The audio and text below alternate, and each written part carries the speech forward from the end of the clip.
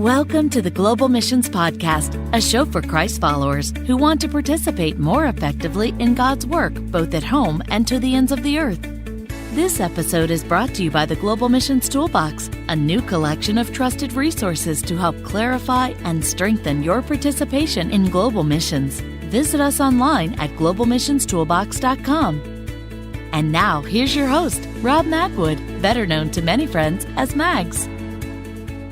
Hi, everyone, and welcome to this very special episode. Today, we are celebrating a sort of a birthday, really.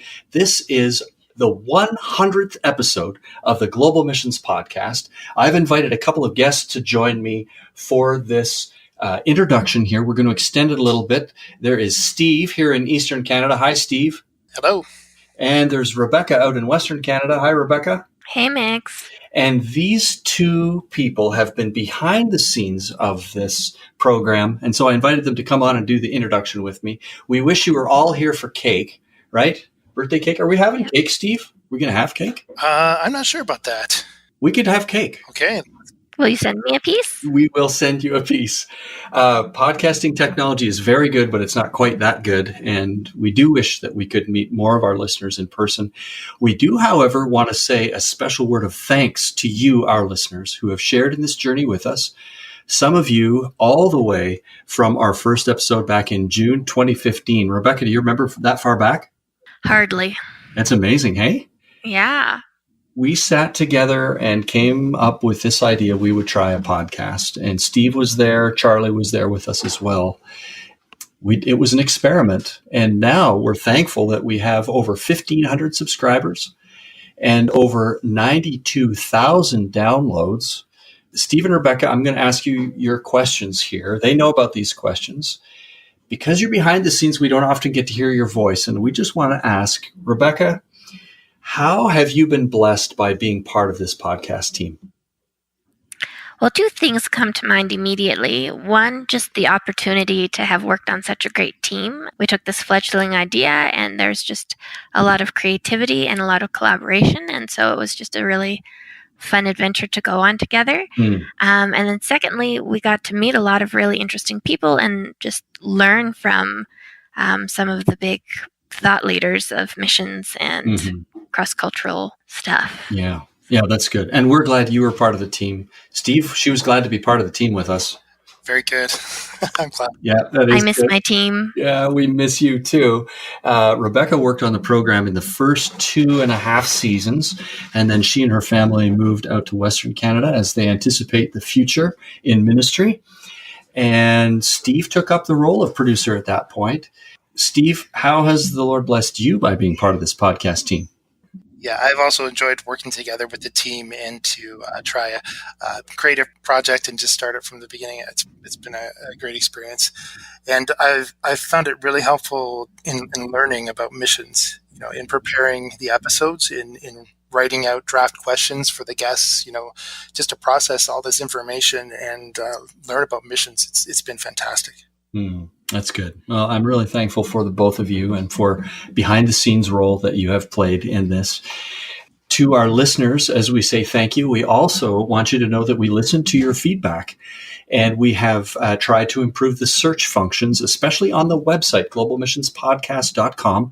You can go to episodes or all episodes there to see all 100 episodes, but you can also use the search box or the tags that we have there to kind of sift through that material, this growing library of information, and we hope that that serves you well. If you're appreciating this program, please leave us a review on iTunes. It's an encouragement to us for sure, and it's also helpful to those who might be stopping by and wondering, am I going to listen to this or not? That helps, if there are positive reviews there. So thanks for considering that. Now, one of the most challenging questions I'm asked is, as the host, what's your favorite episode? And it's really hard, almost impossible to answer that. But now I'm going to turn it on to Rebecca and Steve. And you guys, I want to ask you, after 100 episodes, Rebecca, what is one of your favorite episodes? Oh man, that's hard. One that I've come back to recently, and so is the one that kind of jumps to mind, is Jason George's episode on shame and honor cultures. It wasn't an entirely new concept, but I certainly learned a lot and have a much better understanding of them because of the episode. And it just was amazing to me how much those two themes run through the Bible. And so it's really changed how I read the Bible. And then it also was very practical and insightful in how I interact with my friends who come from shame honor cultures and even how I share my faith with them. Mm-hmm. It's great. Really down into missiology there and how we're, engaging with folks. Any honorable mentions you want to add? Getting to meet Brian Fickert, who is one of just someone I've really admired, and a book that has really had a big impact on me. So that it was just really exciting to meet him. Yeah, excellent. Helping Without Hurting, and an interview there with the author. Super. Steve, what was one of your favorite episodes? Yeah, one of the episodes that I found particularly impactful was episode 61 with Eldon Porter. That episode was called The Strategic Value of Networks in Global Missions.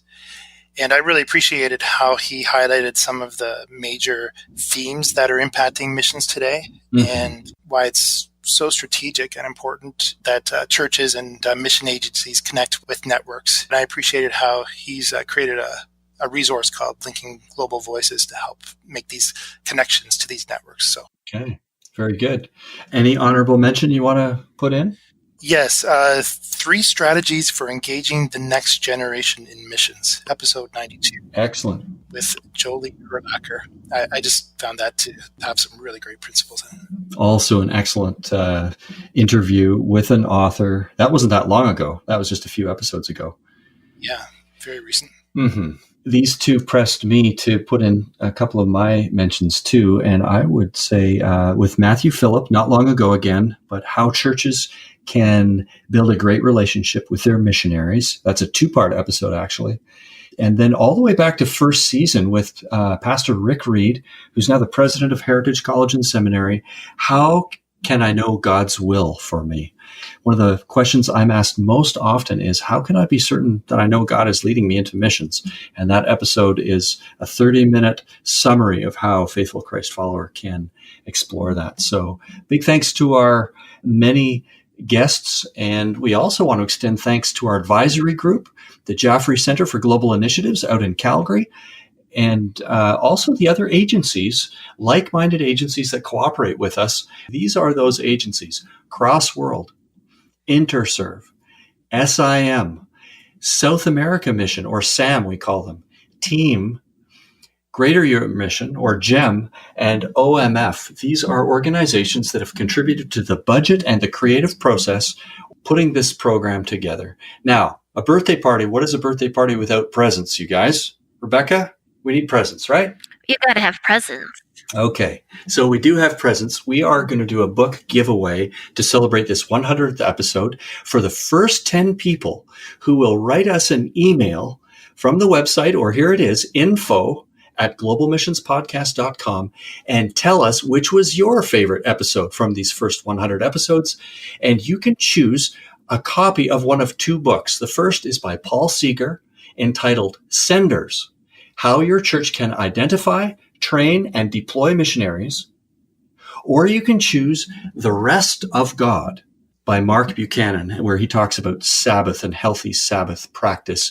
If you're in North America, we can send you a physical copy of a book. If you're outside North America, it'll need to be Kindle. So keep that in mind. And the first 10 people to email us with their favorite episode, we will be delighted to have that birthday celebration with you and to send you a complimentary book. So there it is. Steve and Rebecca, thanks for being on this. Thank you. It's great to connect. You guys are really comfortable being interviewed over the air, right? There's a reason we chose you to be the host. Okay. A big thanks to everyone. We thank the Lord for the opportunity to serve him in this way, and we hope it is useful for his purposes. Now, we're all going to get back to work after the party here, and we hope that you'll enjoy this upcoming interview with Melissa Chaplin.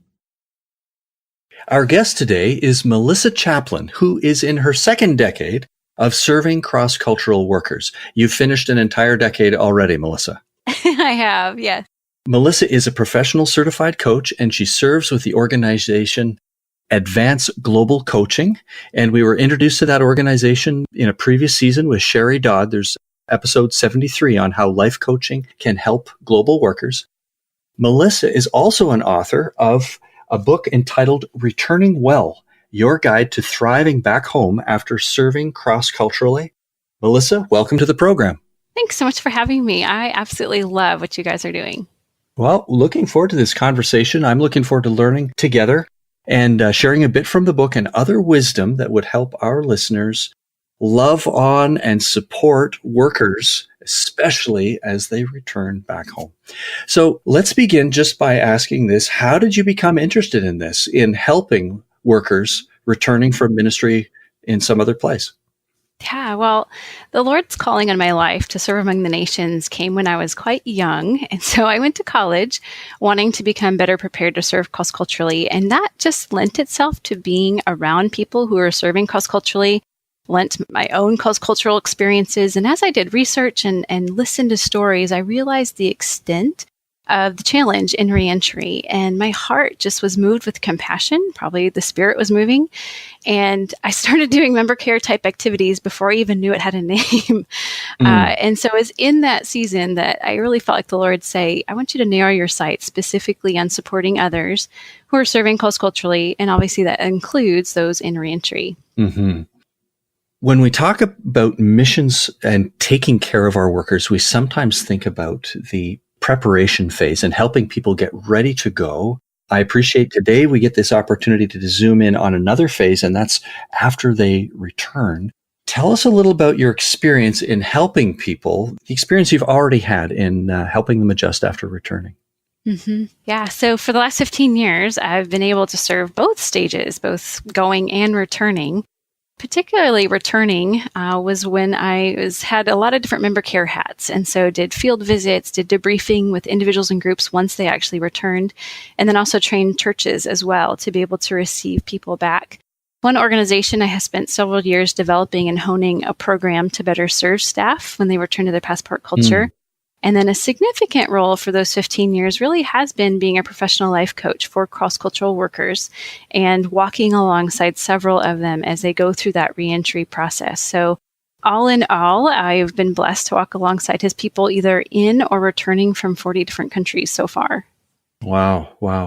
Well, we can hear that the Lord has given Melissa some great experience to bring to bear on this conversation. At some point, Melissa, you decided to write it down and put it into a book. I did. Why did you choose to do that? What's this about? Mm-hmm.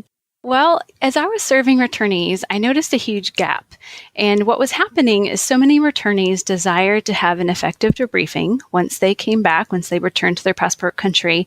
But perhaps they have time limitations, or they didn't have finances, or there were travel restrictions, and they just were not able to obtain that debriefing. And so it was emotionally painful. It was hard to watch them. There's a lot of them just feeling like they were stuck, almost like the word returning reads on the front of the book, Returning Well, of just feeling emotionally banged up or bruised, and just parts of them missing. And so the Lord just really put it on my heart to create a resource that would help them reach the feeling of well on the cover, so alive and restored and strong, and that it be something that they could do right where they were, right when they needed it. And so the guidebook basically packages the aspects of a debriefing that leads to renewal into questions. And so as they go through those questions, they're actively engaging in a debriefing that leads to a healthy renewal. And so it's a process of looking back, like the logo on the front, of seeing how they were shaped by this recent season, how the Lord worked. And out of that, moving into their next season, which really is a preparation, I think pre-departure training is a preparation for what the Lord has for them next. And so my heart is really to equip the church, that someone in a church could come alongside that person as a returning well companion and just be able to walk with them through that process. Mm-hmm. When you say returning, does that mean this resource is for someone who's returning forever and ever? Or could it be somebody returning for a season of home service or furlough, whatever that church or agency might call it? Yes, that is such a great question. It is for both. And even there were people, so we had a year-long beta test that we used Returning Well and got responses from people all over the world. And even people transitioning from one culture of service to another culture of service were able to use it. But yes, for people who are returning for good, for people who are returning for a furlough, I would usually say that if you are coming back for a furlough, to engage it in the first 6 months. Usually there's a turning point in your home assignment that you just begin to think about that next country and you're not looking back anymore. And so kind of hitting it before that moment. Very helpful for the context here. Let's unpack some of the elements that are common to many workers in reentry. We acknowledge everyone's situation is going to be unique, of course.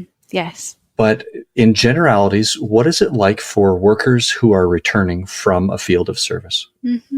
One of the things that everyone that I have worked with has experienced in varying degrees, but some in a lot of depth, is grief.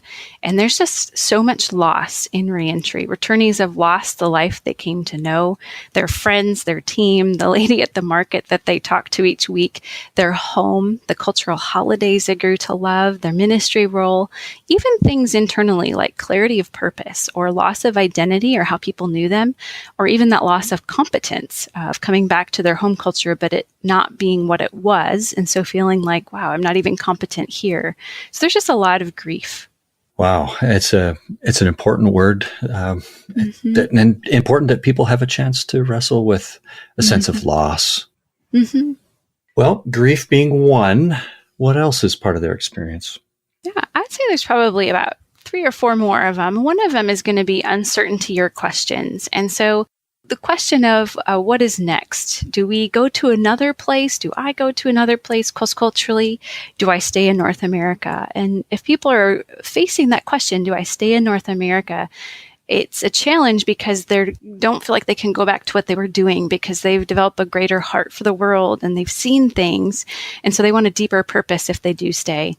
Other big looming questions and uncertainty is how are we going to make it financially, especially since a lot of partners drop off before they have their next thing lined up. And so even having that clarity on where do we have to go next. And so there's just uncertainty and questions. And that kind of leads to the next one, which is just exhaustion. When you put that grief and the uncertainty together, plus the fact that when you transition, you're removing all of your habits. And so every decision in your day, what time do you get up? What do you wear? Where do you find your clothes? What do you eat? How to use the coffee maker? All of that has to be relearned. And so that can just lead to a lot of tiredness and exhaustion in this season. Some of this maybe went back to the second one, uncertainty and questions. It was interesting to me that some of those things, those expectations that people have would come from themselves. And some would come more externally. You mentioned, partners, supporting churches. Yeah. There are just a whole lot of things swirling around in this season, and exhaustion is, it's understandable. Question is, how will we deal with it? So you've mentioned a few here: grief, uncertainty, exhaustion. Anything else you would add to the list? Just a couple. Another one is just that it's humbling and disorienting. If you want to put those two together, a lot of times a returnee expects to be returning to some semblance of home, some place of cultural competence, but they come back only to realize this culture has changed, the people have changed, the place I had in their lives is now gone, and not only that, but I have changed too. And they begin to realize just how much they themselves have changed. And so there's this deep sense of homelessness of where do I belong? And it's just disorienting. And so they begin that humbling task of having to relearn what they thought they already knew. But the challenge is sometimes they don't even know what they have to relearn. And so there's one returnee, she went to the doctor and he prescribed her a medication. He did not give her a piece of paper, which she was used to. So she leaves and she calls her friend and said, what am I supposed to do? I can't go there and just tell to the pharmacy and tell them to give me this prescription. But they're not going to believe me. And she didn't know that in the time that they were gone, prescriptions began to be called in electronically. And so just those things of learning your home culture again. Oh, yeah. Oh, boy, I remember some of this. When we came home from our experience, even on furlough from Russia and Ukraine, in those days, in the community that we lived, it was simpler than it is here. And so we became accustomed to all these things, and we walked into stores. This would have been in the early 2000s, and a huge store, bigger than any store we'd ever been in Russia or Ukraine. And there were these self-checkouts, and they're normal now. Yes. Yep. But you could check yourself out, and it was just like, no, we can't do that. We don't know how to do that.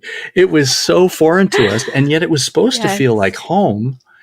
And so disorienting. That's exactly it. Mm-hmm. Yeah. Mm-hmm. Mm-hmm. Now, these are some of the challenges, and I know in your list you've got some positive stuff too. What's on the positive side?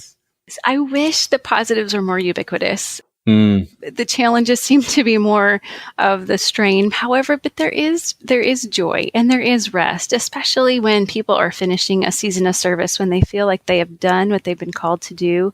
If they have that solid support base in their home church and people coming around them and listening to them, if there were cross-cultural stressors that they're now relieved of, clarity on the next steps, all of those things can create a sense of rest. And so with that, a lot of returnees also choose a time of sabbatical when they return so that they can physically rest, reconnect with mentors, and really connect with the Lord to discern and to debrief, but then to discern what's next. And several also engage in continuing education as they gear up and sharpen to begin their next season. And so as a church comes around and celebrates with them and enjoys that stage with them, there is a lot of joy and rest in that time. That's optimistic and full of hope. If we could help our churches do an even better job of receiving them home, that would be a beautiful outcome from this discussion. And I think that's the goal of every church that I've been in. The question is whether we have the understanding and the resources as well-intentioned as we are.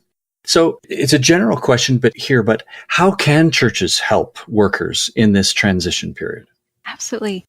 So when a worker returns, I really see two distinct phases and different ways to interact or to engage and help in each of those stages. So the first stage is what I'd call the settling stage, and followed by the processing stage. And assuming they move through those two well, then they get to the final stage, which is the full re-engagement in their home culture. Okay, so these are the stages: settling, processing, and then the re-engagement, the full re-engagement phase.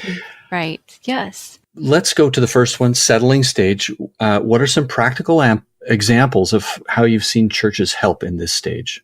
Yeah, so just to define the settling stage, make sure that we're all on the same page. It's just when the returnee has re-entered the home culture. So this includes a lot of travel. Usually there's many expectations from churches and family and friends and supporters. And so it's a lot of travel, but then a lot of logistics. They're resetting up housing, procuring a car, changing insurance, getting a new phone.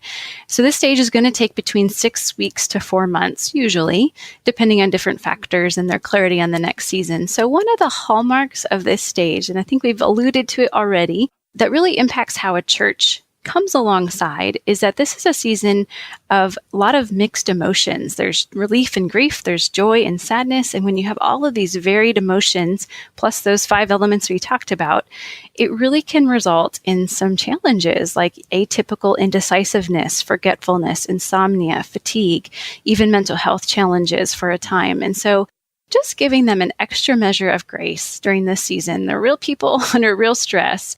And so with that kind of heart behind it, some practical things to begin with is just having that open conversation with your attorney to say, what would be helpful for you? Even asking them, what kind of housing are you going to need? What kind of vehicle are you going to need? Can we help you find those things? Often, cross-cultural workers are overwhelmed by the number of choices in North American grocery stores or in their home, usually in their passport culture. And so even just getting a pantry wish list, do you like peas? Do you like frozen peas? Do you like peas at all? Whatever it is. Yep. And just stock their house with food items to get them through that first month or two so that that emotional challenge isn't there. But then when it is time to go to the grocery store, if they desire it, have someone who is supportive to go with them just to help them manage those sheer number of choices that they're not used to, as well as, like you said, maybe help them walk through that self-checkout for the first time and get them reacclimated to what's different that they may not have had experience with before. Also, just getting around is a challenge sometimes. If they don't have a car yet, maybe their driver's license lapsed. They didn't mean for it to, but it did. Getting items out of storage, helping them move to a new location are also some things. Another one that is significant is most cross-cultural workers, not all, but most, will leave having sold most of all their household and earthly possessions. Primarily because, at least in some places, storage is quite limited or expensive, or they thought they'd be more long-term than maybe they ended up being. for various reasons. And so when they come back, just ask them, what basics do you need? Or dishes, silverware, pots, pans, bedding, things like that. And then just rally the church to provide those items just to help them kind of get set up on their feet again for that season. On a more emotional level, I would advise churches to let returnees choose when they share about their ministry with the church. I think sometimes churches can ask them to share before they've debriefed and processed it themselves. And so if they just wait when the returnee is ready to share, I think that sharing will just be so much richer, especially from a public platform. And then finally, just being sensitive to the experience of the returnee. So going back and thinking, okay, this person may be grieving because they have left the home that they loved.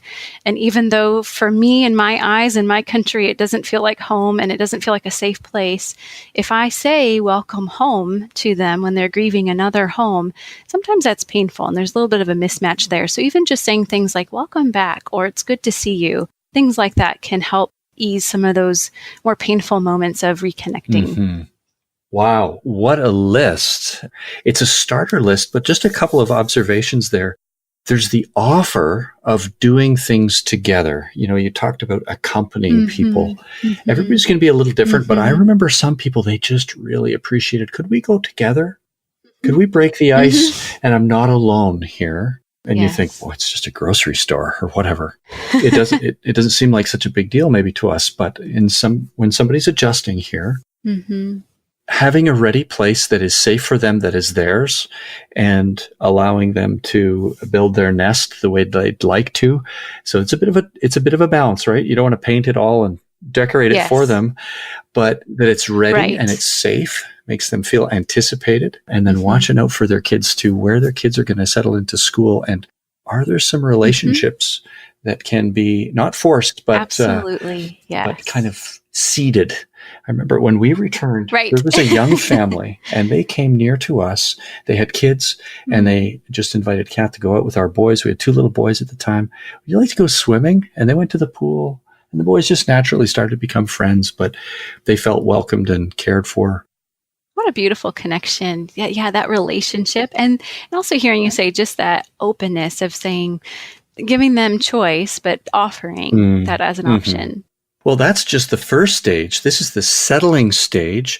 The second one you talked about is processing. What are some practical ideas for local churches to come alongside during the processing stage? Yeah, so that processing stage is when they're feeling settled and stable, at least in their living situation. And it's almost like the emotional transition begins to weigh heavy on them. And they're ready to begin kind of processing internally more. And so just relationship through listening, asking open-ended questions and acknowledging their experience, keeping the focus of the conversation on their experience. So even things like asking, who do you miss the most? What do you miss the most? It's been most difficult for you during reentry? What aspects of your culture were most life-giving? Things like that, just to open up that conversation with them and to hear their heart. We mentioned earlier, but just offering that patience, realizing that it may take them more time than expected to work through their processing. And just when you think that they should have worked through something or have an answer of what's next, they may still be right mid-process with the Lord on what he's doing in terms of really catching their heart and soul up with who they are now after this season of living cross-culturally and moving into a new cultural context. Besides that skilled listening and those empathetic conversations, just encourage and sponsor returnees to obtain an effective debriefing. They can do that in a residential debriefing program of their choice, or if they want to use Returning Well and have someone be a Returning Well companion for their congregation, that's also a good option. Well, it's very helpful to have some particular ideas here to recommend by residential debriefing program. Just take a minute and unpack what you mean by that term. Yes, so it's a debriefing program that you're going to travel to, usually for about a week, maybe 4 to 5 days long. You'll be in a location with other cross-cultural workers doing group debriefing and individual debriefing at a set location. And it lasts about 4 to 5 days, and that's what I meant by residential. Just mentioned sometimes a church has the capacity to do this. Sometimes an agency has the capacity to do this. And there are pros and cons to all of these. Finding the right mix or the right solution for your workers at your church will will be a thoughtful process. There are a number of programs that Melissa has mentioned and recommended. We have them in a list. We'll include those in the show notes as well, Melissa, just so you know that those programs will be mentioned there. If you think it would be really helpful for your workers to benefit from a few days of blessing that comes through discussion and encouragement and sharing by people who really care and know what they're doing, this is worthy of consideration here. Mm-hmm. Mm-hmm. Some of those are in the United States. Some are in Canada. I'm not as familiar with Europe and Asia and what is offered in those places, but certainly reach out to the mission agency as well and see what resources they have and how you can help your folks in this stage. And you can always go to the Global Member Care Facebook group and just put a post on there saying, hey, we're looking for debriefing in this part of the world. And there's a great consortium there that's very helpful. Excellent. Let's make sure to make that clear. The Global Member Care Facebook group, which you'll find at Facebook, of course. Great networking spot there. Right. Well, we're going to take a short break and come back with just a few final questions with Melissa. Just before we get to that part of the interview, we'd like to share with you this resource that we hope will be helpful to you and your church. Like you, Send International longs to share the gospel with the billions alive today who have never heard that God loves them. By living among the people we long to reach, Send workers are making disciples of Christ and establishing strong, reproducing communities of committed believers in about 20 countries. We've helped hundreds of churches and mission workers engage the unreached with the life-changing message of Jesus. To explore how Send can help you engage the unreached, visit send.org today. And now, back to today's conversation. We're back now with Melissa Chaplin, who has contributed a very important book entitled Returning Well. And we're unpacking these ideas about how a local church really can lovingly care for their workers as they return from service. I'd like to spend just a little bit right on your book, Melissa. How could a local church use this particular resource? So Returning Well is designed to lead a returnee and a Returning Well companion of their choice through that debriefing that leads to renewal. So I define that companion as someone that the returnee trusts and who's skilled in listening well. Okay. So you don't have to have cross-cultural experience. It's a person who really just has that loving heart ability to listen and the trust of the returnee. And so if the returnee desires to use Returning Well, the first way a church could utilize it is to ask them who they would like to serve as their Returning Well companion, and then to try to help make that connection happen. I hear a lot of people that want a companion, but they're like, I just don't know where to go. I don't know who would be willing to do it. I feel awkward asking. And so if you can make that connection for them, that's super helpful. I would advise that the companion be someone who can keep things confidential, unless, of course, by local laws, it's not appropriate. But then also who doesn't have a say in how much that person is financially supported by the church, because that really can guard that person and hamper that debriefing. You want them to really process their experiences fully. Excuse me, I just want to affirm what Melissa has just said. As folks are returning from the field, there is a disproportionate concern often on how finances fit into all this and support. And will they feel as free to share where they're really at if they think, oh, I'm a little bit, whatever you called it, Melissa, I'm a little bit banged up, I'm a little bit bruised. If I share that, will the church cut my support? If we can clearly delineate those two things, I think we're more likely to have authentic sharing in the process. Has that been your experience? Is that what you're speaking to as well? Absolutely. And even if, and usually churches aren't on the agency side, but even within an agency, really encouraging people to have a confidentiality shell or a wall, essentially, that makes that place safe for them to be able to really open up and share what's really going on. I've been in those meetings where I saw them share one thing with one person, and then when behind closed doors and in a confidential space, they said, I think I'm suffering from depression. And so just to really provide that safe place where you can really give them the help that they're wanting, and not everyone is having those challenges, but just for them to be able to really find that compassion at their point of need. Very good. I'll let you go on there.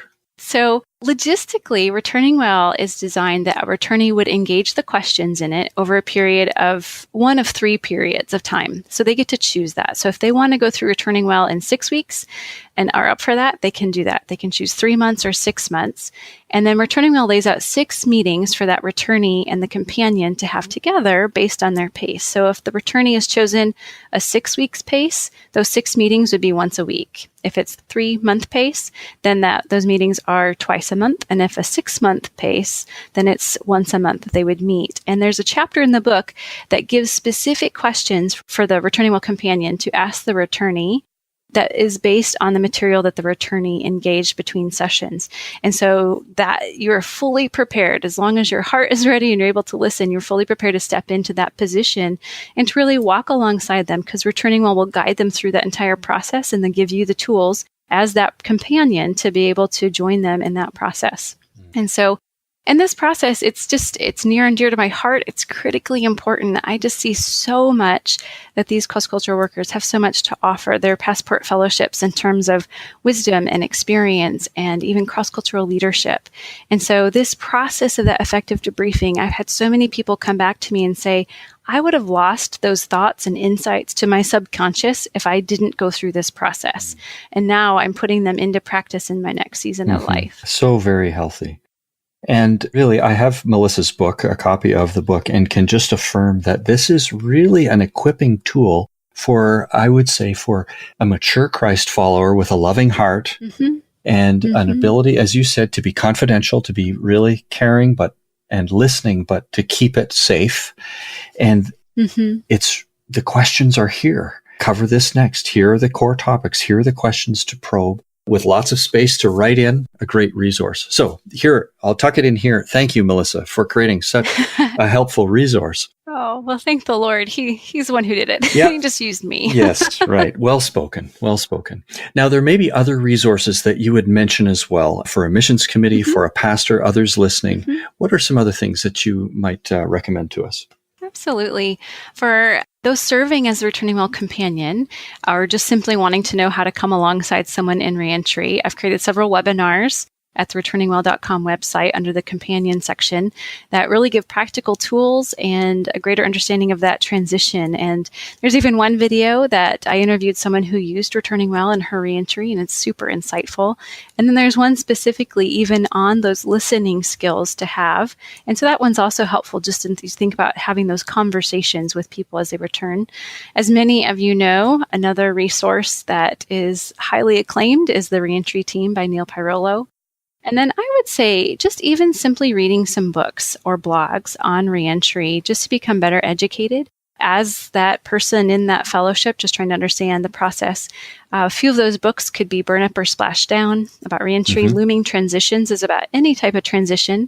Third Culture Kids has a section on children returning and the difference that makes having grown up in a different culture.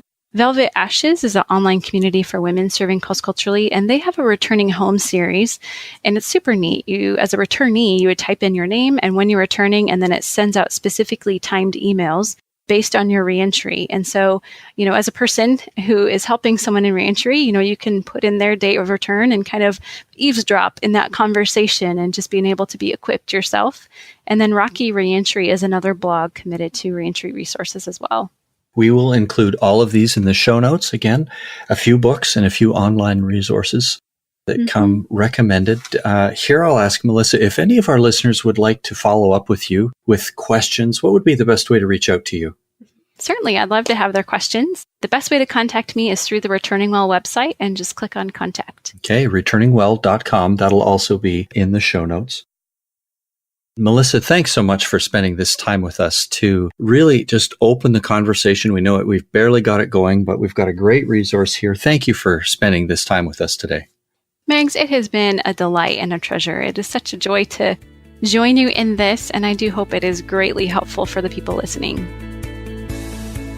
Wow, that was a great interview, packed with helpful and practical ideas for our churches. As we seek to love and support workers returning from ministry, we hope you found this discussion with Melissa to be helpful.